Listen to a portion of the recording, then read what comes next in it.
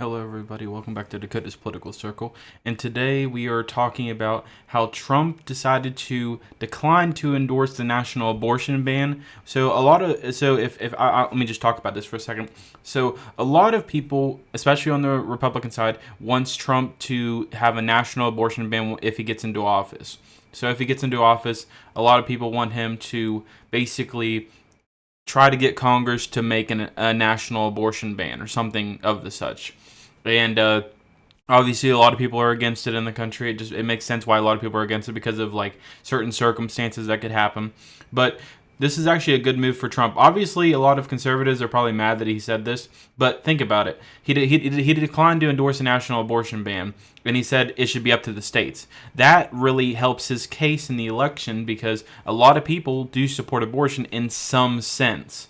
So this could actually get him the vote if he is completely serious and doesn't go back on what he is saying right now. So let me just read it a little bit for you guys. I'm not going to read it all. So former President Trump said Monday he believes abortion limits should be left up to the states, outlining his position in a video, which he declined to endorse a national abortion ban after months of mixed messages. Many people have asked me what position is on abortion and abortion rights.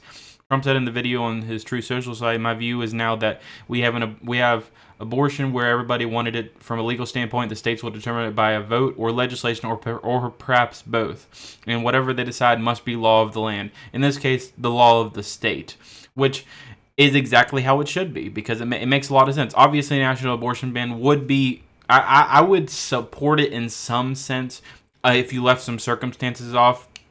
But obviously, campaigning on that is a really big issue, especially with Trump, because a lot of people really support abortion in some sense, not like completely.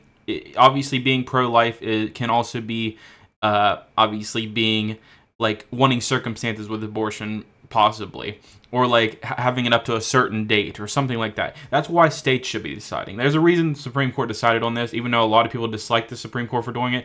Even though a lot of people were like, well, they didn't want the Supreme Court to do that. Well, think about it. Each state should have the right, and honestly, the people of the state should be voting on this, right? Because obviously the people of the state live in that state, but obviously not all states are doing that. But either way, this is definitely a good move for Trump. Also on X, he said it right here.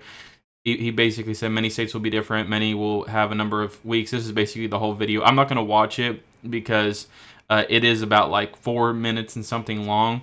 But he basically said that all states are different, and many will just want different number of weeks, different number of circumstances. Like, for example, California wants it to be fully accessed, whereas in West Virginia, it's basically almost fully banned, but not completely banned. It has certain circumstances.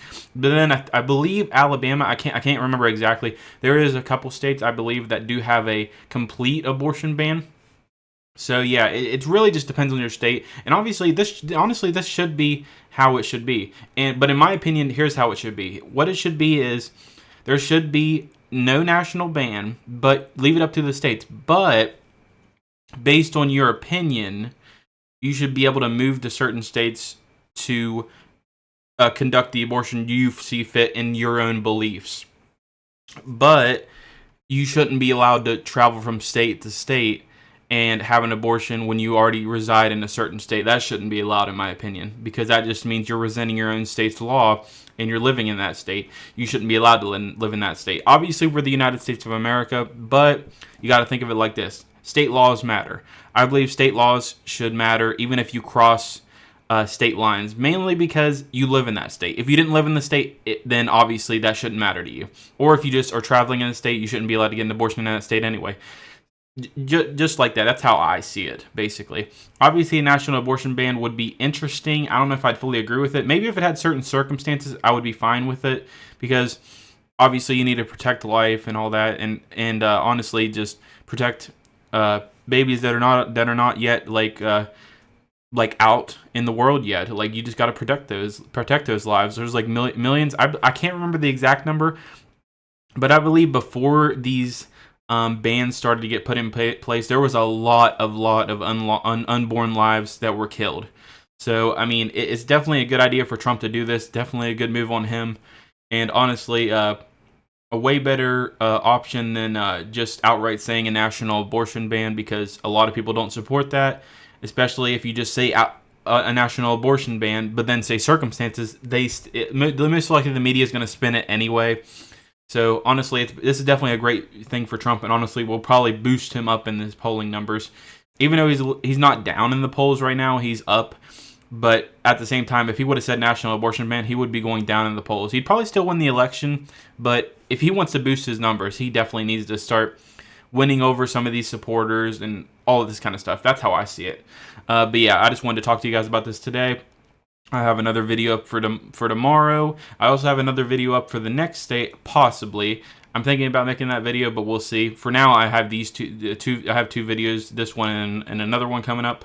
And I know, obviously, on the 15th and the 16th, I'll have the election video and the Senate election video. I usually do every month.